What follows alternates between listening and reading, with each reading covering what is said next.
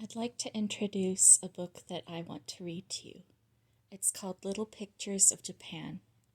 It's obviously a very old book, vintage, if not antique. It has been out of print for a long time, so it's pretty rare and hard to find. I read it first at my aunt and uncle's house when I was a teenager or possibly a preteen. And I loved it, and I always wanted a copy of my own. So a couple of years ago, my fiance's parents found a copy for me, and it is one of my treasured possessions now. It's mainly a book of haiku. There are some stories and some longer poems in there as well.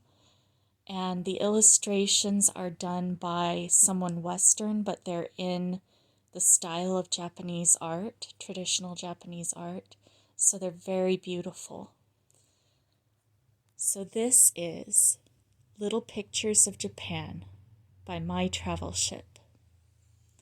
And I think I will start with the foreword and the introductory pages and read one poem tonight. And then from now on, I will do one poem or story per video and make a playlist for you. So I hope you enjoy Little Pictures of Japan. As you can see, it is an absolutely exquisite book. That's a camellia, I believe.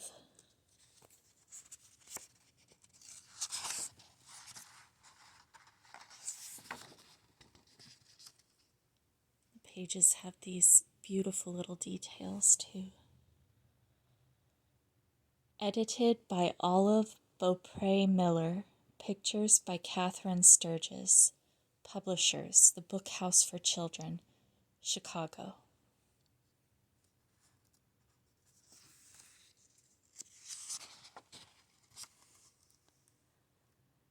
This collection has been made after careful study of the works of Basil Hall Chamberlain, Lafcadio Hearn, Curtis Page, Yone Noguchi, Arthur Whaley, and Clara Walsh.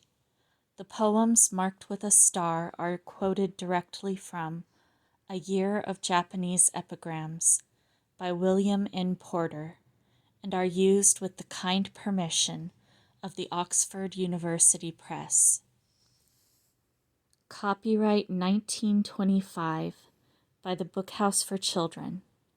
Copyright in Great Britain and Ireland and in all countries subscribing to the Berne Convention. Printed in USA. Forward.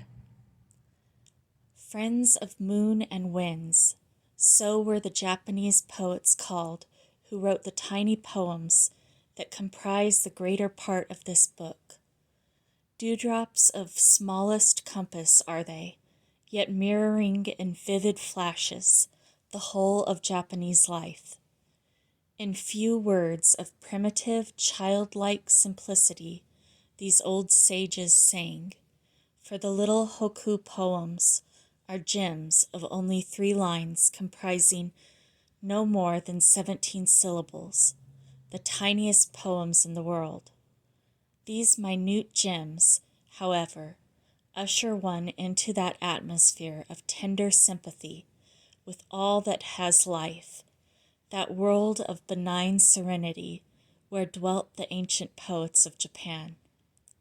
Cricket, butterfly, bee, and frog, stars, flowers, winds, these were the things of which they sang.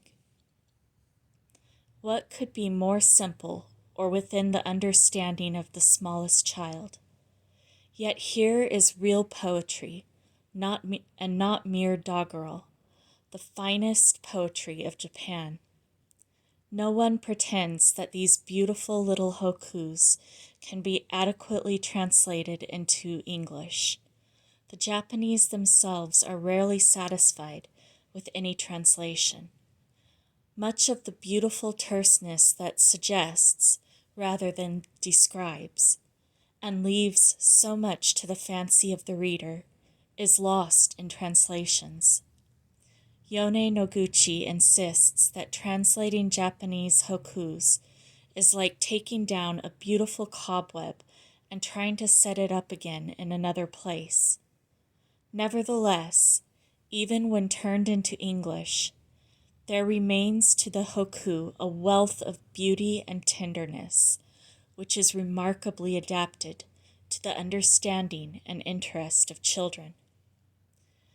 With the inner rhythm of feeling, not necessarily the outer rhythm of sound, the haiku poets, in these little gem-like verses, sing the wordless song of the universe. Says one among them, "Eternity rolled in love bids the visible world to sing." To all those whose hearts are sufficiently childlike to love simplicity and serenity, wonderment, adoration, and tenderness, this collection is dedicated.